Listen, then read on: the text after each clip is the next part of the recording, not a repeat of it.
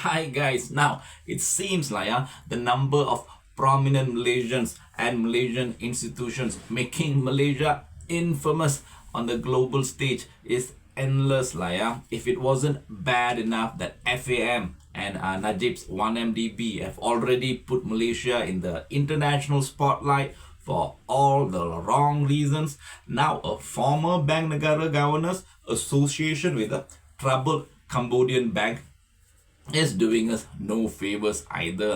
Now, the Cambodian bank is called Prince Bank. It's one of Cambodia's largest commercial lenders, and it's currently reportedly facing mass withdrawals, basically a bank run after the United States Department of Justice, the DOJ, and the Department of Treasury, and the UK government imposed sanctions on its parent company Prince Group and its CEO Chen Zi on October 14. I'm not sure whether I said the name Chen Zi correctly. It's spelled Chenzi. I'm pronouncing it as Chen Zi.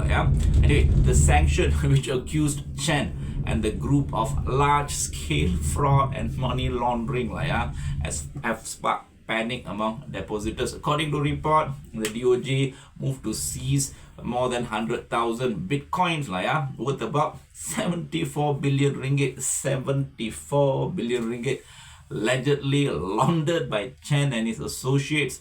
The seizure marks the largest in DOJ history. If convicted, Chen faces 40 years in prison. 40 years. Now caught in the middle of this scandal is our own former Bank Negara Malaysia Governor Muhammad Ibrahim, who sits on the board of Prince Bank as an independent and non-executive director.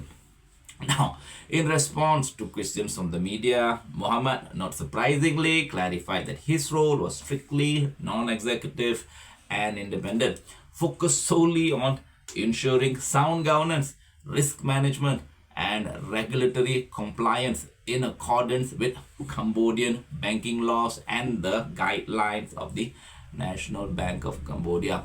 It says that, but the bank was implicated in large-scale fraud and money laundering anyway. Now, this is what I'll quote Muhammad Ibrahim said on the matter. It is important to highlight that the bank operates independently of its shareholders. I remain committed to transparency, sound governance, and regulatory integrity as the bank worked through this period responsibility and in compliance with applicable laws. This is what Muhammad Ibrahim said in a statement to FMT. Now, regardless of what he says, though, the optics are definitely not flattering. Personally, I don't understand how an ex-Bank Negara governor could be involved with the sort of people that get accused with fraud and money laundering, even if the association is not direct or is not criminal. The very fact of the association confounds me. When you are a person who headed an organization like Bank Negara, whose bread and butter is to prevent things like fraud and money laundering in financial institutions, to get caught in a bank that was involved in a massive level of money laundering and fraud, even if it's not in a criminal way. It's sad, for the lack of any other word. I find it to be so sad, even pathetic. For me, it's equal to a top cop, say the IGP, joining the board of director of a company who were later found out to be gangsters who are whitewashing underworld money through the company. How in the world couldn't the top cop know that he's dealing with gangsters when he has been dealing with gangsters and criminals his entire life? If you look at a cop, when you look at just looking at a guy, you already know the guy is a gangster, right? I mean, that's the level of skills that a cop have. Top cop definitely has that sort of skills. Now, if you're a Bank Negara governor who's been dealing with fraud, money laundering your entire life, you just look at roughly what is going on, you can roughly get the smell to there's something wrong with this. Now, even if it's truly honestly, even if Muhammad, the Bank Negara government, Muhammad Ibrahim, even if he truly, honestly, sincerely didn't know that the bank that he was like roughly associated with was dealing with some historic level money laundering and fraud, the fact that he didn't know, doesn't look good on him, I must say. Doesn't look good on him because it makes him look absolutely clueless and, you know what, irredeemably incompetent, like how do you become the governor of Bank Negara if you can't say that, you know, that the institution that you're working with was dealing with 74 billion worth of money laundering, I don't know, now.